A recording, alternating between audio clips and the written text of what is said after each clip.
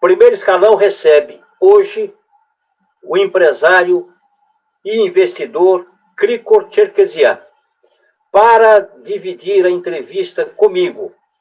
Hoje eu convidei o publisher e professor universitário José Augusto Altran.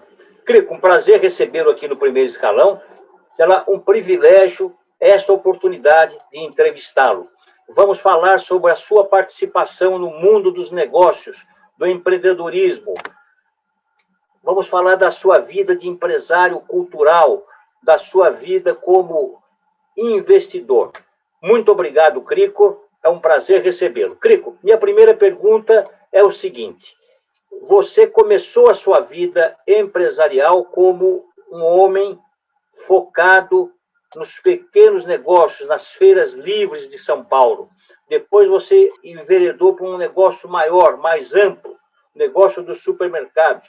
E aí você foi crescendo e entrou no negócio do grande varejo, uma grande loja chamada Ducal, a qual você presidiu durante vários anos. Eu gostaria que você falasse como é que se deu o seu início como empresário nas feiras livres de São Paulo. Prazer em entrevistá-lo. Muito obrigado, Caetano, pela oportunidade que me é dada para esclarecer o meu trajeto de vida dentro do comércio de São Paulo. Iniciei as minhas atividades como garoto nas feiras livres de São Paulo. E tinha mais 12 anos quando comecei a tomar consciência da importância que era ganhar dinheiro para poder realizar seus desejos. Com apenas 12 anos de idade. Minha mãe, ela fazia palha de aço. Naquela época não existia bombril, não existia nada. Minha mãe, ela comprava a palha de aço bruto e ela fazia cada palhinha e nós vendíamos na feira 3 palhinhas por 10. E assim foi a nossa trajetória no ramo do comércio. Eu tinha muito entendimento naquela época com a zona cerealista de São Paulo, que era na Cantareira e Paula Souza. Foi em que ano, Crico? Foi em que ano? Isso aí foi 1955. 55. Naquela época, não havia estradas de rodagem. As estradas começaram com o plano do Juscelino Kubitschek de interligar o país a Brasília. Então, o ramo atacadista começou a sofrer as consequências dessa facilidade que houve do presidente Juscelino de abrir estrada. Então, os atacadistas da Paula Souza de Santa Rosa, que compravam a mercadoria para mandar para os postos avançados que tinham em Bauru, Presidente Prudente, e de lá distribuir para o resto do país, eles ficaram numa situação difícil porque começou a vir os supermercados. E eu era cliente da indústria Reunidas Francisco Matarazzo.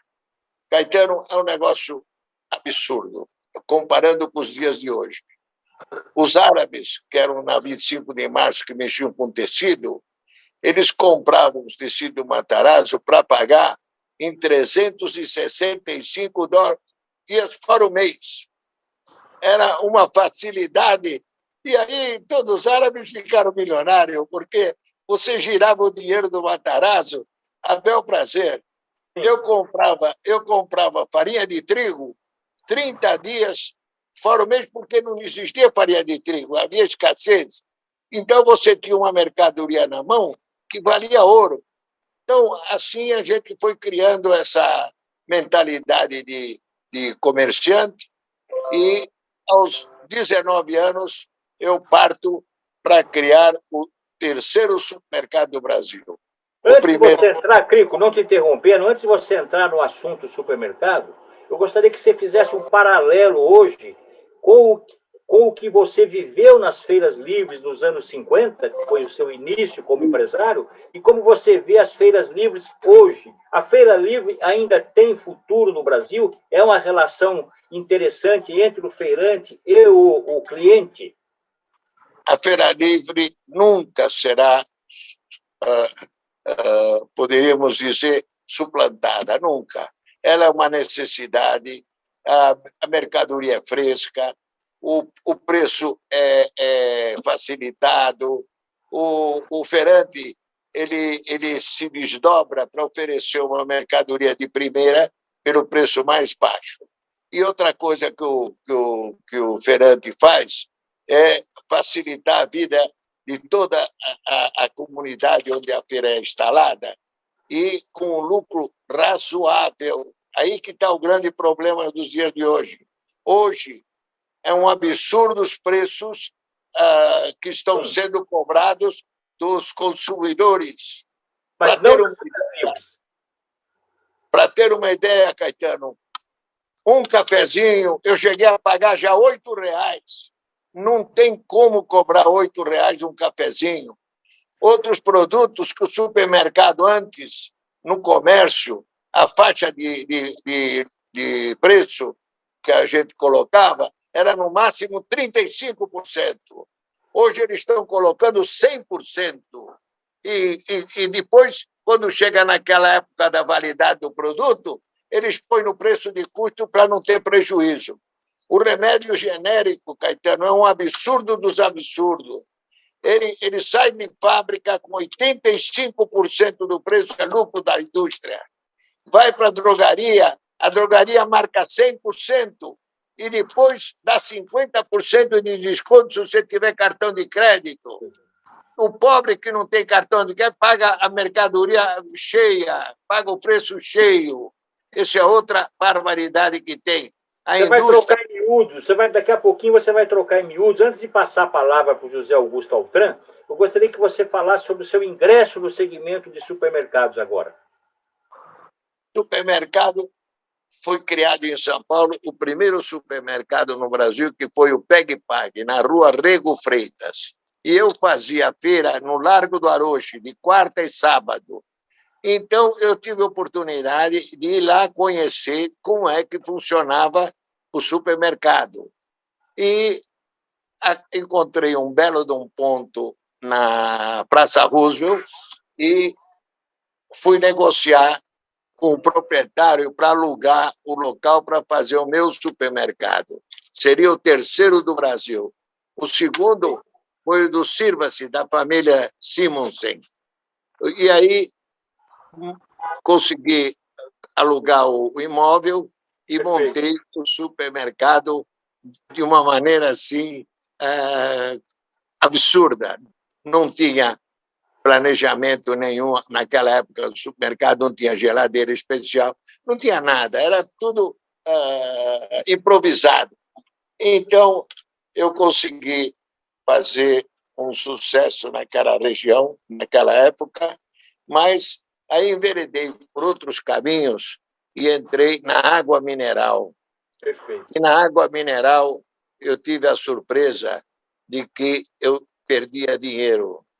E eu fui buscar as razões por que eu perdia dinheiro. Naquela época não existia plástico, a embalagem de plástico, que foi a salvação de muito produto. Eram umas garrafas muito mal feitas e no transporte de São Lourenço para São Paulo quebrava 10%. Esse 10% era o meu prejuízo. E eu tive que vender o meu supermercado, que fez tanto sucesso em São Paulo naquela época. Eu vendi o Abílio Diniz, e é onde nasceu o Pão de Açúcar. Então, pode dizer que o seu empreendimento, o seu supermercado, como é que se chamava o supermercado, Crico? Kiko. Seu supermercado, então, foi o embrião do Pão de Açúcar? Foi o embrião do Pão de Açúcar. O Abílio Diniz fez muita, poderia dizer, avançou em cima do meu negócio e que ele queria comprar de qualquer jeito. Mas ele dizia que não tinha dinheiro, que o pai dele tinha só uma doceria e dificultava a situação. Aí apareceu uns compradores lá da Santa Rosa e acertei a venda do produto. Aí, no sábado, o Abílio Diniz chega lá e diz que vai comprar o negócio. Falei, como vai comprar se você não fala que não tem dinheiro para pagar? Como é que vai comprar? Ele falou, não, eu vou comprar, meu pai está aí e tal. E eu falei, olha, Abílio, você chegou tarde, porque eu já vendi o supermercado para o Amleto Mazzini, da Santa Rosa, um grande atacadista lá. Ele falou, você não podia fazer isso, quem vai comprar sou eu. Eu vim dos Estados Unidos, eu vi que o supermercado vai pegar. Falei, agora já é tarde que eu já fechei o negócio. Na segunda-feira, o Amleto Mazzini deveria ir para a gente ir para o escritório. Eis Para que, de fechar o repente, negócio. para fechar o negócio do escritório de advocacia. Eis que, de repente, aparece o Mazzini lá e fala que vai desistir do negócio porque ele devia um favor muito grande para um português chamado Nestor Pereira Pina, que era presidente da Portuguesa, era Moinho Santa Rosa, o bar, o farinha de mandioca. E ele falou, em consideração ao meu amigo, eu vou abrir mão do negócio. Eu falei, pô, mas o senhor falou que é para os filhos, tudo. Falou, não vou poder fazer. E aí caí na mão do Abílio Diniz. O meu negócio, que estava naquela época fechando por 65 milhões, o Abílio Diniz me pagou só 38. E uma discussão grande. Ali nasceu o Pão de Açúcar.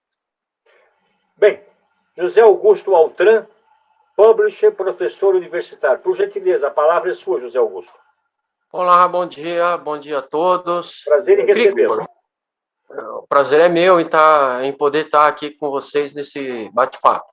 Cricor, você que acompanhou o desenvolvimento da Feira Livre, eu também, como morador, né, de São Paulo, desde que nasci, anos 50, talvez até 70, toda a população ia até a Feira Livre, né? Você via pessoas de poder aquisitivo de A a Z irem fazer suas compras. Com a ascensão dos hipermercados, que vendem de tudo, inclusive frutas, legumes, parece que a feira virou uma xepa, né? E só as pessoas de menor poder aquisitivo estão participando disso. E aproveitam para...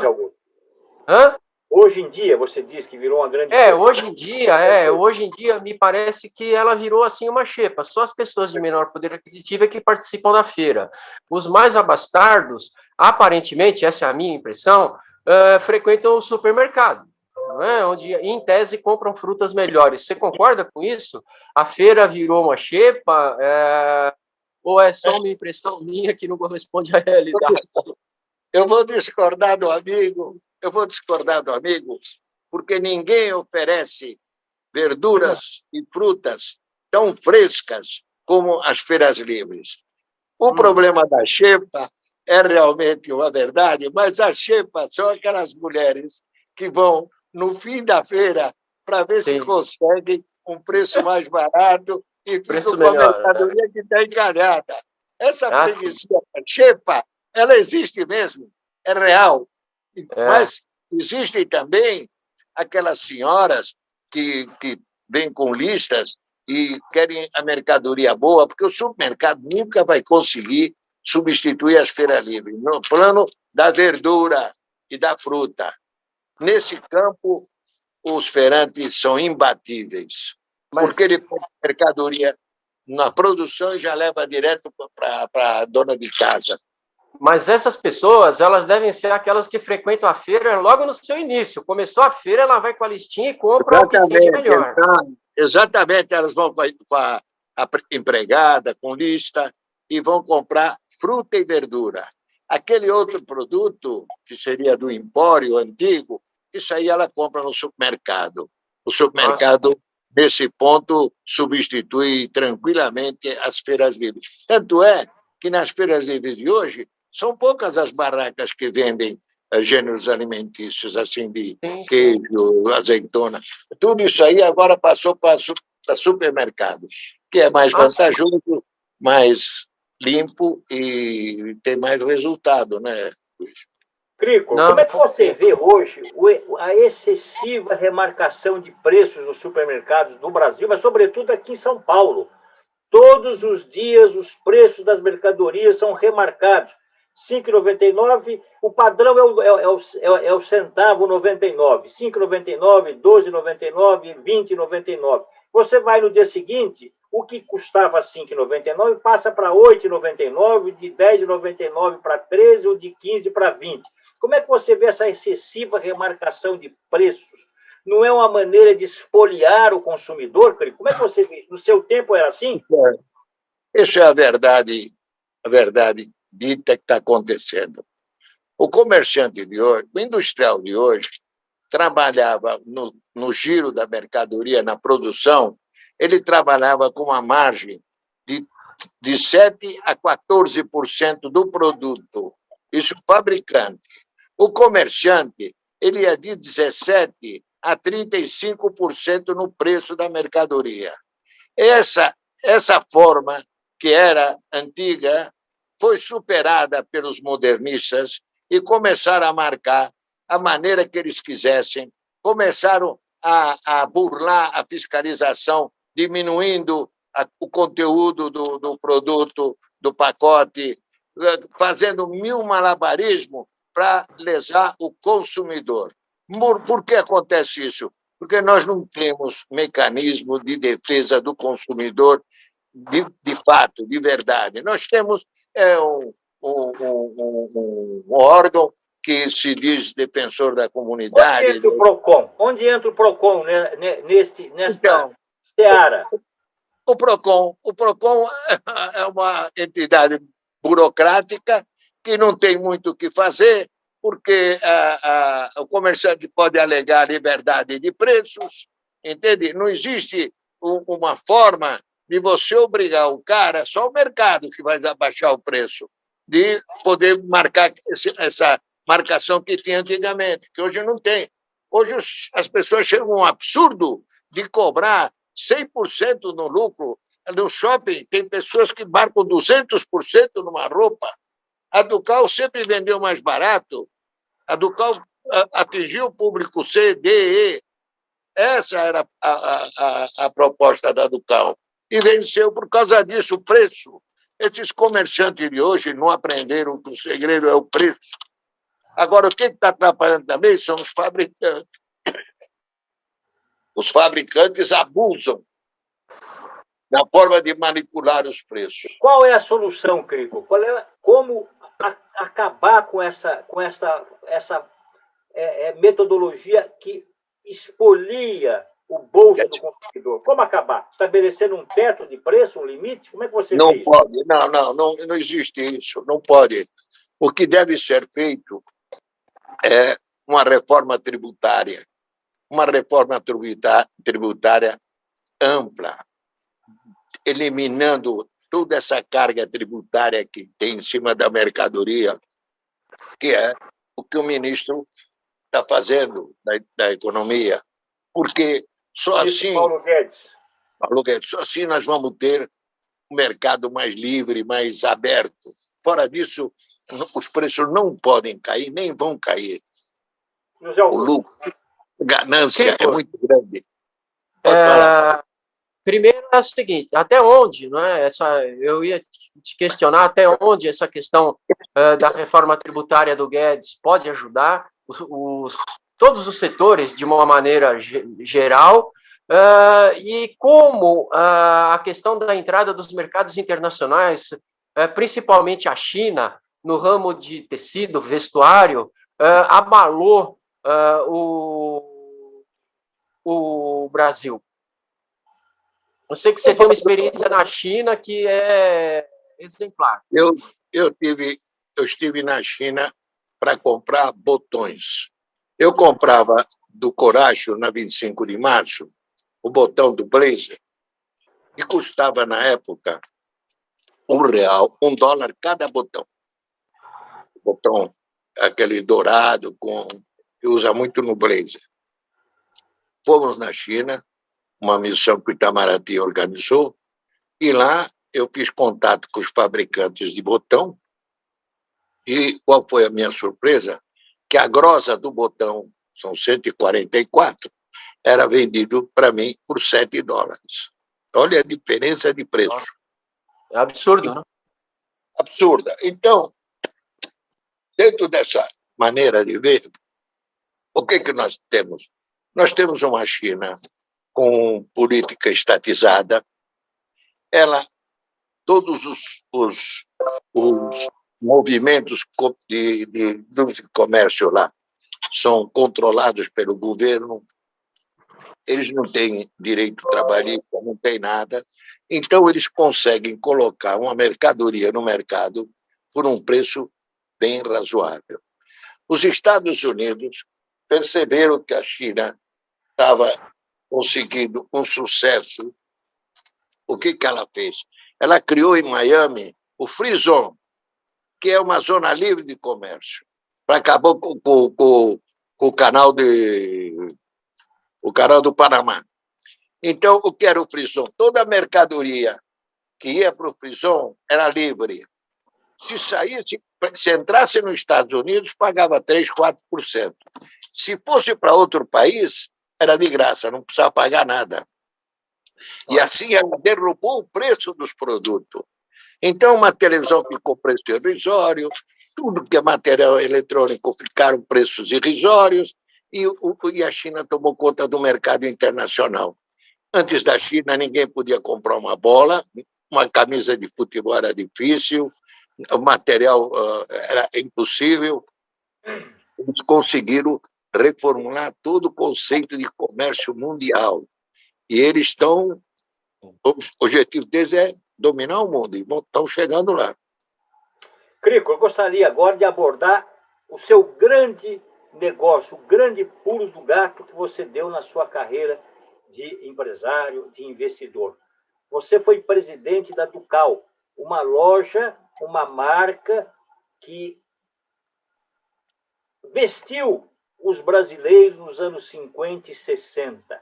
Conte um pouco dessa história, o que foi a Ducal, o que a Ducal representou no varejo brasileiro, qual foi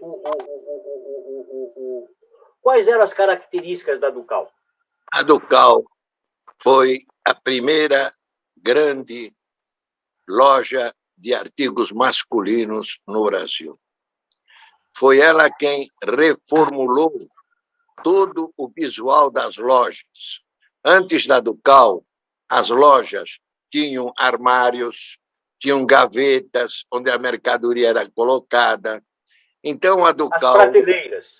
As prateleiras. Então, a Ducal acabou com tudo isso e criou as araras, as matérias expostas para vender mais barato, mercadoria de oferta. Ela revolucionou o mercado publicitário do Brasil. Foi uma loucura o que ela conseguiu fazer na propaganda. Ela criou um mecanismo de propaganda que tinha tudo que você pode imaginar, o preço do dia, oferta do dia, e ocupando toda a mídia, entende? E ela fez um perfil de que quem deveria tomar a iniciativa de comprar roupa era o pai e a mãe.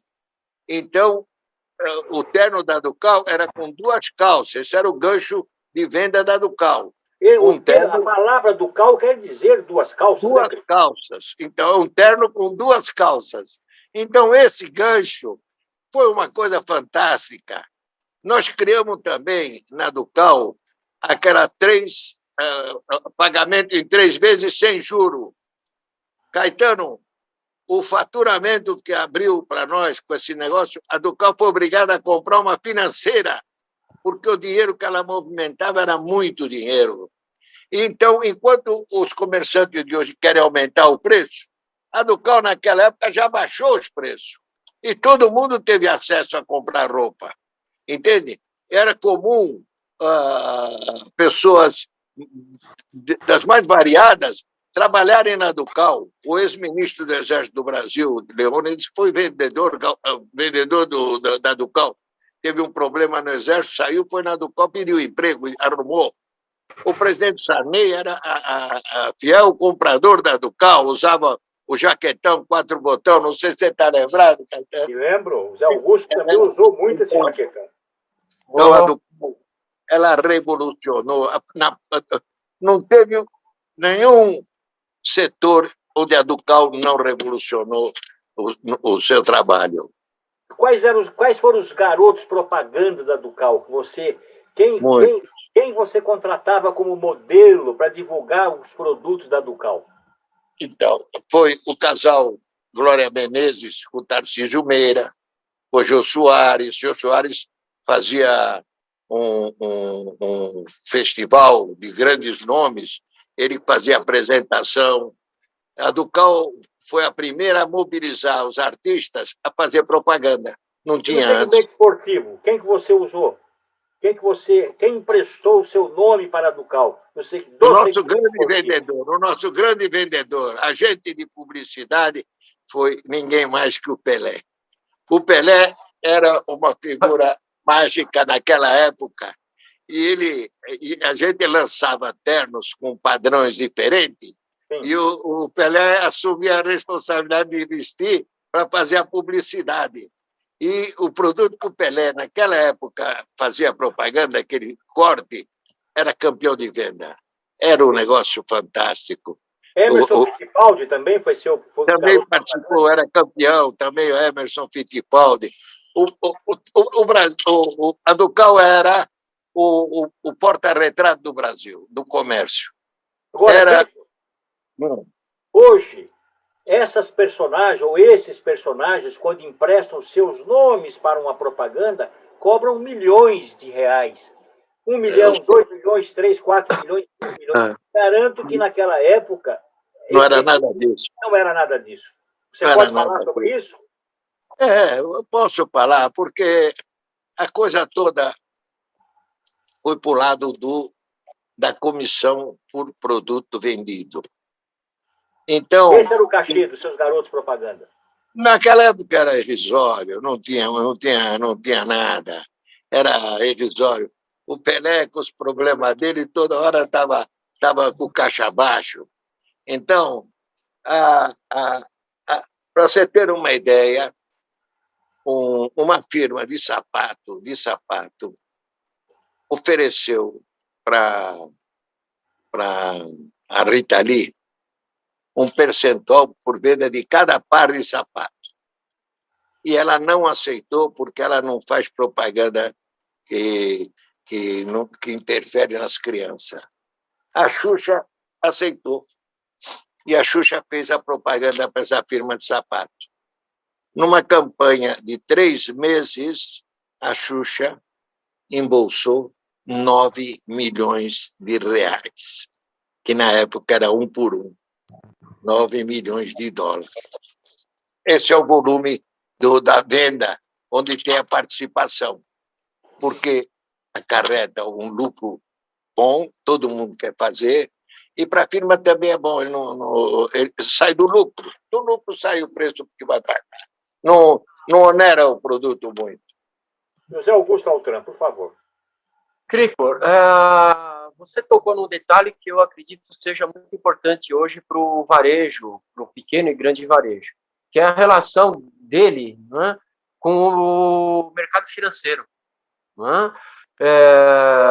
Me parece que naquela época o mercado financeiro se comportava de uma maneira, vamos chamar assim, mais civilizada, menos águia do que é hoje. Mais tranquila, né? E parece que hoje o mercado financeiro também avança em cima de boa parte do que poderia ser o lucro desse comerciante varejista, não é? Infelizmente, a verdade é essa. Naquela época, eu descontava título no Banco do Brasil na base de 2,5% ao mês. Naquela época, só para situar, que ano foi isso? Que década foi isso? 65, vai. 65. E os bancos particulares cobravam 3,5%. Então, todo mundo ia atrás do Banco do Brasil, que ele socorria os empresários com um juro bem mais baixo. Os tempos mudaram, os bancos ficaram muito espertos, começaram a impor determinadas despesas na conta corrente de quem pega o dinheiro, e a pessoa Sim. fica atrelada a isso, e não tem saída. Os cartões de crédito quebram a família, quebram a indústria, quebram o comércio, quebram tudo. Então, essa reforma que o ministro quer fazer tem que ser feita, custe o que custar. Os bancos, esse governo já abaixou o PIX, já prejudicou os bancos, mas assim mesmo eles dizem que tem que cobrar juro alto por causa das pessoas que dão prejuízo para o banco. O banco que arque com prejuízo não repassa para os outros. Até porque está no balanço deles essa conta prejuízo. Eles cobram duas vezes. Eles cobram aí, duas vezes. Exatamente, Zé Augusto. Mas porque eles cobram do consumidor, do cliente deles, e depois no balanço colocam lá, não é, perdas estimadas, e aí você paga, na verdade, duas vezes. Então, seria bitributação, ou José Augusto? Não. Eu acredito que o sistema como um todo, isso não é só no Brasil. Eles passaram a exigir, como o Krigor citou de passagem, mais garantias, criaram mais dificuldades, o cliente menor paga menos. Então, há uma série de obstáculos aí que só uma reforma mesmo é que pode desbloquear e fazer a economia andar com mais facilidade. A gente sabe que o pequeno varejista é responsável por boa parte do comércio no Brasil, é claro. Exatamente, é ele que fomenta tudo. Mas há um caso interessante que é o seguinte: na época do Getúlio Vargas, nós estamos já em 45, 50, era normal o ministro da Economia ser banqueiro. E geralmente era banqueiro de São Paulo, do Norte, Nordeste e tudo. Aí as coisas foram acontecendo e quando o governo militar assumiu a responsabilidade, ele abriu mão do dono de banco, dos banqueiros, e colocou nos ministérios professores. Por que professores? Porque professores já tinham estabilidade na vida, não precisava fazer falcatrua, não precisava cobertar nada. Então, foi dentro dessa linha de trabalho que a economia tentou entrar. Nós tivemos o Simonsen, o Otávio Gouveia de Bulhões, tivemos Delfim Neto, Roberto Campos. Então, esses homens eram homens que não estavam atrelados aos bancos. Então, se exigia deles atitude para frear a ganância dos bancos. Então, hoje, nós estamos atravessando de novo essa mesma situação. Apareceu um ministro que quer revolucionar a indústria, o comércio, através da reforma tributária, através de todos os mecanismos que existem, mas a oposição política não permite que nós consigamos dar um passo à frente. Sem reforma, sem nada, não dá. Nós vamos chamar um rápido intervalo comercial. Eu gostaria que você encerrasse esse bloco dizendo rapidamente quanto tempo a Ducal existiu no Brasil e por que ela fechou. Rapidamente. De 72 até 85. E você fechou a empresa por quê? Desativei. Nós tivemos mais de 30 mil. 30 mil funcionários? 30 mil funcionários no todo. Eu desativei devagar a Ducal porque não tive felicidade de ter filhos e achei que não havia mais nenhum comprometimento e achei melhor encerrar as atividades da Ducal. E fui trabalhando para isso e conseguimos com muita dificuldade. Levou 10 anos para conseguir fazer a coisa voltar a estaca zero. Mas, felizmente, está tudo certinho, direitinho. O Brasil, nós fomos punidos muitas vezes por fiscalização. Perfeito. A Ducal era a menina dos olhos dos fiscais, porque eles sabiam que lá tinha dinheiro e podiam querer fazer o que eles quisessem, né? Infelizmente é assim, viu, Caetano? Isso perdura até hoje. Crico, nós vamos chamar um rápido intervalo e voltamos em 1 minuto. Certo.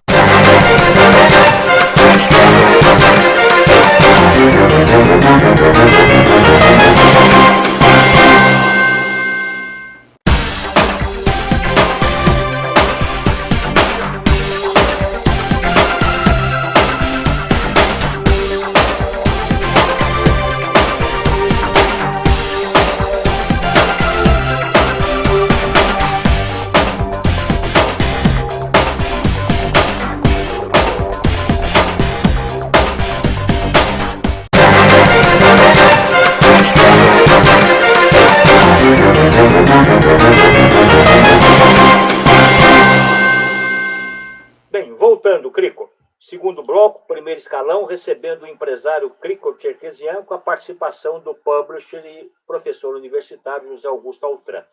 Crico, nós vamos colocar no ar agora 2 perguntas do jornalista João Costa, que eu gostaria que você respondesse. Crico, com base em todo o repertório de conhecimentos adquiridos ao longo da vida no setor de varejo, por que você não pensa em fazer uma biografia da sua vida? Obrigado. Crico, quais são as principais características e atitudes que o empreendedor precisa ter em meio à pandemia para obter sucesso? O problema todo, Caetano, é que... A biografia e a sugestão para quem quiser empreender em meio a essa pandemia. Sim, eu estou trabalhando para tentar escrever um livro onde eu devo demonstrar todo o trajeto que eu tive que fazer para poder realizar os meus sonhos, meu desejo. Dentro de talvez mais um ano, eu devo lançar esse livro, que vai ser um livro muito interessante para quem quiser aprender como que deve ser o desbravador, o empresário que tem que arriscar. Não existe empresário que não arrisca, tem que arriscar. Isso é o que eu estou tentando. E com relação a outra pergunta, Caetano, que eu, no decorrer da minha vida, então, eu tive toda a oportunidade que você busca para ter o seu lugar ao sol, né? Sim. Eu consegui, com muita dificuldade, tomar iniciativas de empresarial para facilitar meu trabalho. Hoje, Caetano, eu já estou afastado das atividades comerciais, mas tenho muito interesse em abrir caminho para esse pessoal que quer iniciar suas atividades no meio empresarial. O que você para quem quiser empreender? Então, Caetano, não é possível você iniciar uma atividade com essa carga tributária, essa fiscalização criminosa que impede o coitado de fazer o dinheirinho, trabalhar. O ambulante de ontem é o grande empresário de amanhã. Se você pegar todos os caras que venceram, você vai ver que eles começaram tudo com uma portinha pequena e venceram. Então, não pode o Estado ficar em cima do pequeno empresário, como aconteceu agora com o governo de São Paulo, fechando e liquidando mais de 50% do comércio de serviços. Isso é um crime, porque você, para abrir uma porta, leva muitos anos para você estudar, tem que ver a viabilidade, não pode impedir a pessoa de trabalhar, devia ser livre o comércio no país. Foi assim que o Brasil cresceu, foi assim que o Brasil se tornou a 8ª economia do mundo. Porque vem com regulamentações de outros países e quer impor aqui no Brasil. Está errado, não vai dar certo. O povo precisa se mexer. Em nenhum país do mundo você vê o povo fazer o que o brasileiro faz. O brasileiro, coitado, se vira, é na rua vendendo limão, é vendendo qualquer coisa para poder sobreviver. E vem a fiscalização pegar essa gente aí. Que loucura é essa? Verdade. Crico, vamos falar agora sobre a sua vida de empresário cultural. Eu vou passar a palavra para o José Augusto Altran. Crico, você tem uma participação aí importante e influente em diversas áreas aí da política cultural do país, né? A gente gostaria de saber, a princípio, primeiro, que você contasse um pouquinho sobre isso, e sem dar spoiler, teu livro para o ano que vem aí vai bombar, porque a gente sabe que você teve aí participações importantes na vida cultural brasileira. Conta um pouco aí para a gente desses seus empreendimentos culturais. Zé, a grande verdade é a seguinte: eu fui guindado a um cargo dentro da Universidade de São Paulo, e onde eu trabalhei durante 7 anos, acompanhando as distorções que se verificavam no andamento da formação do caráter do povo brasileiro. Era um projeto que vinha lá de Brasília, que dizia o seguinte, que era preciso formar um caráter para o povo, para libertar o povo dessa situação que fica agregado e não sai daquilo. Então, trabalhei nesse projeto, valeu muito. Tenho mais outras atividades que aconteceram, que vai ser tudo objeto de um futuro livro sobre a infiltração comunista na Universidade de São Paulo. Quem era o reitor na época, Crico? Miguel Reale. Foi ele quem me deu a oportunidade, porque o ministro Jarbas Passarinho, numa das viagens a São Paulo, se queixou ao professor, o Miguel Reale se queixou ao ministro, dizendo que encontrava muita dificuldade na solução dos problemas da USP junto ao MEC. O MEC não mostrava nenhum interesse em solucionar os problemas que a USP estava enfrentando, inclusive regularização de cursos de pós-graduação. Existia naquela época, nas gavetas do Ministério da Educação, 38 cursos de pós-graduação que estavam arquivados, e os estudantes já estavam fazendo, não precisavam receber o título. Então, o professor Reale fez essa comunicação. O ministro me sugeriu, por que você não põe um assessor de segurança e informações e ele vai poder resolver tudo isso aí com tranquilidade?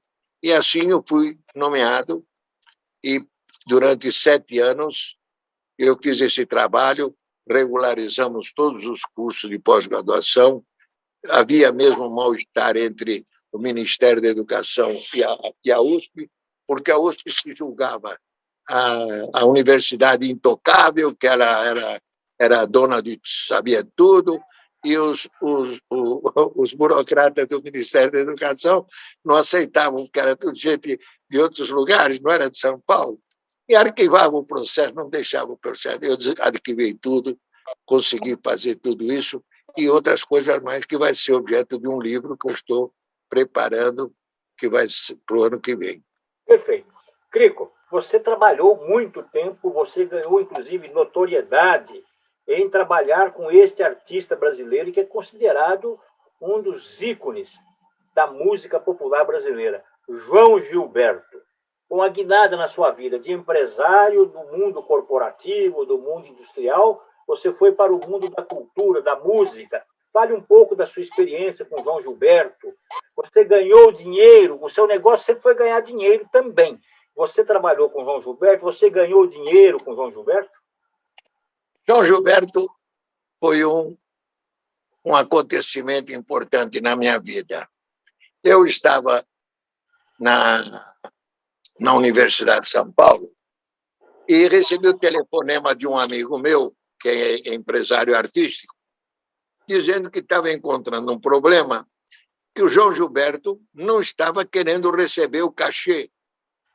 Ele tinha feito um especial para a televisão brasileira e, na hora de receber o cachê, como ele tinha falado muito no telefone, o empresário colocou aquela despesa na conta do cachê.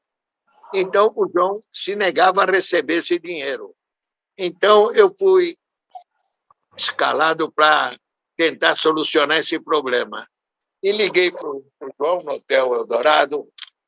Falei, João, meu nome é Cricor, eu fui indicado para resolver a pendência com você.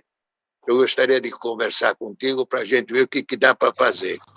Depois, então, pode vir aqui no hotel, vamos conversar. E fui lá no hotel, me apresentei, eu sabia o que ele representava, quem era ele no mundo musical, em termos de mundo, não de Brasil, mundo. Então, ele falou, não é justo, porque eu trabalhei para fazer o show e pegar a despesa que eu telefonei para os arranjos, tudo, e botar na minha conta. Eu falei, João, a Rede Tupi, que fez o programa, vai quebrar. É questão de dias. Você pega esse dinheiro e depois discute. Não deixa esse dinheiro, vai voltar para a TV Record, a TV Tupi. A TV Tupi vai sumir com esse dinheiro. Ele falou, você acha que é isso mesmo? Eu falei, não tem outra. A Tupi está se desmanchando. Então, esse dinheiro teu está na mão do empresário e ele está segurando, ele não quer devolver esse dinheiro. E para você ele pode pagar, então eu topo. Aí eu fui, peguei o dinheiro e levei para ele e fizemos uma mesa. E aí teve início a sua parceria com o João Gilberto? Ele fez... E ficamos durante mais de 15 anos comandando todo o processo do João. E como é que a relação com o João Gilberto, que era visto como uma pessoa, um artista difícil de relacionamento? A grande verdade é o seguinte, João tem problemas psíquicos. Então, era uma dificuldade muito grande. Muitos problemas aconteciam. E quando acabou esse dinheiro, ele entra no hotel e não sai mais. Ele tinha problemas. Então, o dinheiro acabou, ele falou para mim, o meu dinheiro acabou. O que a gente pode fazer? Eu falei, João, eu posso, de repente, fazer um show no Teatro Municipal com você e, de repente, vai dar muito dinheiro. Aí ele topou a parada e eu saí para fazer esse Teatro Municipal. Fui falar com o secretário da Cultura de São Paulo, Chamier, ele deu o teatro para nós de graça, o que quiser, tudo para o João Gilberto é de graça, não tem problema nenhum. E marcamos a data, fizemos toda a publicidade e tudo. Na véspera do show, o João chega para mim e fala, amigos, negócio, eu quero receber o dinheiro antes de entrar no palco. Eu falei, João, foi combinado, eu e você, eu estou fazendo isso aqui para quebrar teu galho. Agora você vem com uma conversa dessa para mim? Eu acho que não está certo. Ele falou, negócio é negócio, dinheiro é dinheiro. Falei, tá bom. Aí fui no Teatro Municipal sacar o dinheiro para dar para ele. O Teatro Municipal falou, ele é uma pessoa difícil, ele pode não vir fazer o show, eu não vou liberar esse dinheiro. Quem vai ficar com esse dinheiro, nós vamos ficar aí até ele fazer o show, depois nós liberamos. Falei, porra, mas aí como é que eu vou pagar ele? Ele quer receber para... O senhor se vira, porque daqui do caixa não pode sair do Teatro Municipal. Falei, tá bom. Aí liguei para o meu amigo Manuel Poladian. Poladian, aconteceu isso. Ele falou, não tem problema, vou ligar para o Municipal e vou assumir a responsabilidade pelo dinheiro. E assim foi feito e o show aconteceu com sucesso e criou essa rusga entre eu e ele no show que nós fizemos. E no decorrer do tempo eu fui vendo a dificuldade que ele tinha para fazer show.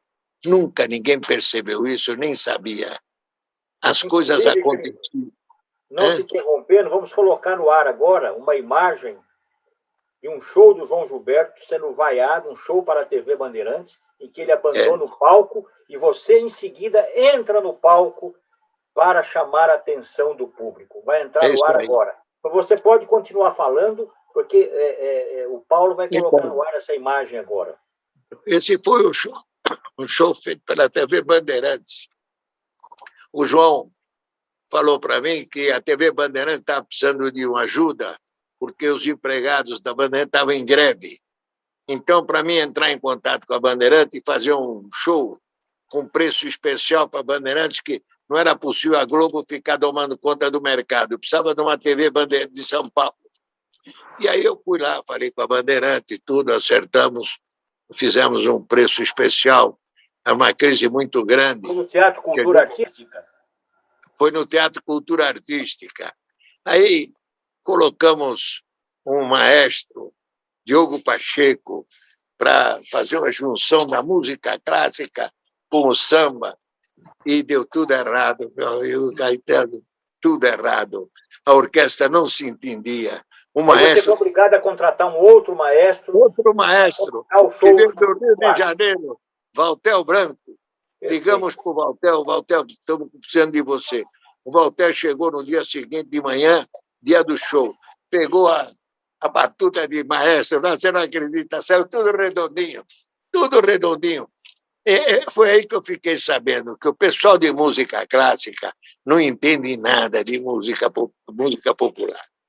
Raríssimas exceções, só o Júlio Medalha, talvez, quem sabe. Júlio Medalha, esse é bom, esse é bom.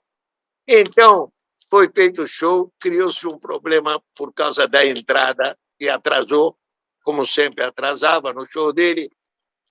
O povo se revoltou e o João, nesse dia, não teve culpa.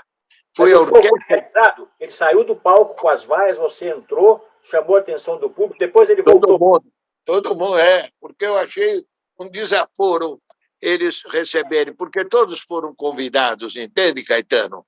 Foi um momento de alegria da música brasileira, estava lá muitos artistas também para acompanhar. Então, conforme atrasou, deve ter atrasado uns 40 minutos, acho. Crico, nós temos mais 10 minutos de programa, mais 10 minutos você tem que encerrar. Vou pedir para o José Augusto fazer mais uma ou duas perguntas e depois a gente arredonda e encerra. Tá bom. José Augusto, por gentileza. Crico, o que é mais difícil, o mundo corporativo que você trabalhou ou o mundo da música? Além disso... Ótima pergunta. Hã? Ótima pergunta.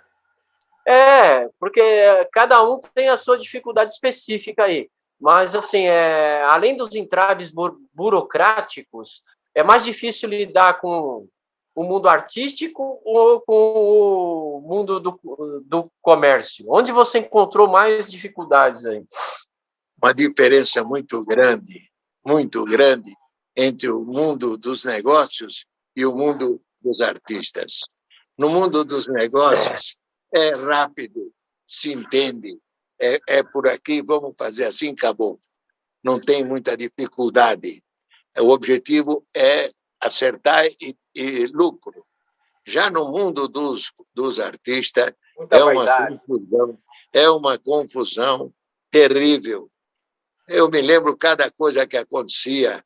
A voz do cara não sai, tem que tomar mel, tem que chamar médico. O cara cria problema, que é toalha cor-de-rosa, roupa de cama azul, se for cada um com seus problemas, e medo de encarar o público, eles têm medo. Então, é um mundo completamente distorcido da realidade. E acho que a questão do ego, né, Krigor, pega muito. O ego Muito. Eu fui conversar com um cantor muito famoso no Hotel Brasilton. E minha surpresa é que ele prendeu a namorada dele no quarto. E a conversa A conversa demorou um pouquinho e a mulher dele lá, a namorada dele, começou a bater na porta. Abre a porta, me tira daqui. Ele tem uma noção totalmente errônea a respeito de relacionamento humano, porque eles vivem num outro mundo totalmente. João Gilberto também era assim. João Gilberto, eu ia lá conversar com ele, ele trancava a namorada dele num quarto e a mulher soltava os berros depois de 1 hora, 2 horas de conversa e gritava. Então, é tudo irreal, irreal. É mais difícil, porque... Não, é porque me parece que no mundo dos negócios o objetivo é destravar e fazer a coisa acontecer. Ao contrário desse outro mundo onde parece que dificultar é complicação. Então, o camarada, o João foi fazer um show nos Estados Unidos e na primeira fila tinha uma mulher comendo pipoca. E ele olhava aquela mulher, ele não conseguia se concentrar. Aí ele para de tocar e começa a mastigar como se fosse pipoca. Aí todo mundo lá... Esse era o João Gilberto, né, Crico? A mulher jogou a pipoca embaixo da mesa e um cara saiu de lá de trás, foi até o palco e falou, olha, eu viajei 200 quilômetros para ver o maestro tocar. Eu gostaria que todo mundo colaborasse. Aí o João começou a cantar e tomou conta do negócio.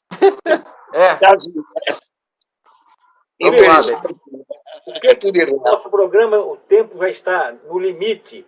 O que você espera do Brasil nos próximos anos? Governo Bolsonaro, ano que vem, eleições 2022, eleições para a presidência da República, eleições para governos estaduais, para deputados e senadores. Qual é a sua avaliação, sendo rapidamente a sua resposta, eu acho, para as próximas eleições? Caetano, eu acho que o Brasil acordou. O Brasil não é mais aquele gigante adormecido. O Bolsonaro conseguiu mobilizar toda a população brasileira a exigir reformas, exigir direitos, exigir trabalho, exigir justiça. Então, Bolsonaro será novamente reconduzido ao cargo de presidente em 22 e o Brasil vai eleger uma nova turma de deputados, senadores, diferente das que está aqui. Essa turma de agora são considerados despachantes de luxo. Eles fazem jogadas para prejudicar o orçamento da República, impedindo o presidente de conseguir os objetivos. Tudo isso, na próxima eleição, deve mudar. Por quê? Porque vai haver o confronto de ideias. E o Bolsonaro vai ganhar, porque o Bolsonaro carrega a bandeira do Brasil, é um homem íntegro, honesto, trabalhador, patriota. Mas tem um detalhe, Crico, tem um detalhe, respeito a sua opinião, mas como é que você vê a gestão da problemática da Covid-19 no Brasil, da vacinação? É um problema que caminha para diversas tendências. Tratamento precoce, tem os contra, tem os favoráveis. A vacinação está atrasada, não está. Como é que você vê? Virou um ato político. Agora, os Estados Unidos formou uma comissão, 90 dias, tem que dizer para o governo americano o que a China fez com esse negócio do Covid aí. Como é que apareceu isso? A China, por sua vez, já está dizendo que, indiretamente, quem criou o Covid foi os Estados Unidos. É uma jogada política, é um negócio muito sério. Aqui no Brasil virou uma brincadeira. A Globo só coloca pessoas contra o Bolsonaro. As outras televisões estão mostrando mais abertamente o problema que existe. O Supremo Tribunal tomou uma decisão absurda, tirando do presidente o poder de controlar tudo e fazer um verdadeiro combate à Covid. Passou para a mão desses deputados, desses prefeitos, tudo virou um perigo. Ato político. Agora eles querem culpar o Bolsonaro pelas mortes, porque eles querem carimbar o Bolsonaro como genocida. Eles não vão conseguir. O povo está com o Bolsonaro. O povo quer reformas, o povo quer trabalho, o povo precisa de dinheiro. Senão não dá. José Augusto, sua última participação, por gentileza. A minha última participação vai ser um spoilerzinho aí. Além claro, né, de agradecer pelo convite e a participação, esses 2 livros aí do Krigor, que estão em produção, prometem ser 2 bombas, no bom sentido da palavra. Então, vamos aguardar aí com ansiedade o nascimento desses dois livros. E um terceiro que ainda não se pode nem falar dele ainda, que vai ser mais bombástico ainda. Tá? Eu queria agradecer e cumprimentar o Krigor pela história, né, pelo empreendedorismo, pelas atitudes aí em prol da economia, enfim, não só da economia, como da arte e da cultura, e que ele continue com esse espírito aí empreendedor, de fazer coisas. Isso é importante, é isso que vira a vida, na verdade, né? Krigor, para finalizar, qual é a mensagem que você manda para o brasileiro, não o eleitor brasileiro, o cidadão brasileiro? Hoje temos quase 15 milhões de brasileiros desempregados no Brasil. Qual é a mensagem, para encerrar a sua entrevista, qual é a mensagem que você manda para o cidadão brasileiro? Eu quero dizer a esse povo brasileiro que tenha confiança no futuro do país. O país está passando por sérias dificuldades por omissão das autoridades competentes nesses últimos 35 anos. Foi muito desgastante ver o horário público sendo esvaziado criminosamente em favor de políticas ideológicas, prejudicando o emprego no Brasil. Então, tudo isso está sendo corrigido e ele tem que ter esperança que vai melhorar, vai surgir um horizonte que vai dar ao brasileiro a condição de povo respeitado como era antes.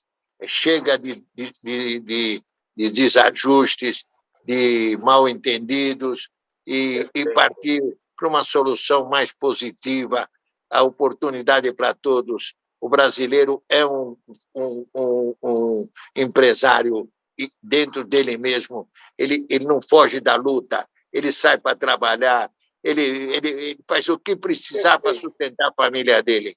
Então, esse povo merece mais respeito e, quem sabe, o governo vai melhorar e vai ajudar essa gente aí.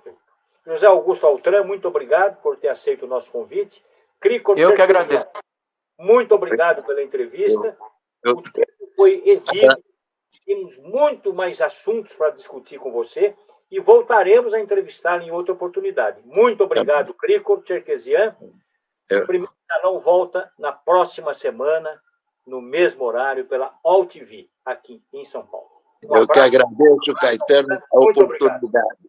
Muito obrigado. Agradeço a oportunidade, Caetano. Tudo de bom para você e vamos trabalhar para melhorar tudo, né? Muito obrigado, Krigor. Até a próxima. Obrigado.